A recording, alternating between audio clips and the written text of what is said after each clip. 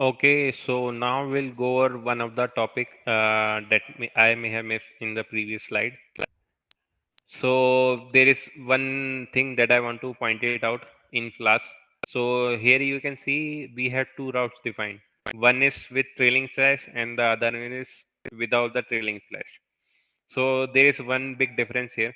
So if I go ahead and run the program and go over the application and try to access the first one with the slash, the projects one. So if I go ahead and run, then we get the route that we have requested.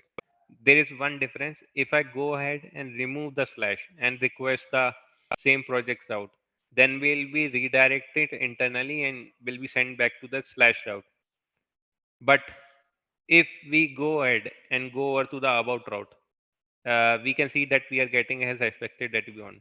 However, if we go over and add a slash, then we will get 404 not found because internally Flask won't have defined any route for the same.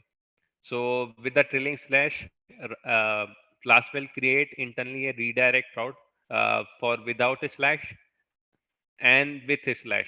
That will be our main route. But if we define the route without the slash, then it won't create a redirect route for the slash because we don't have the slash route defined.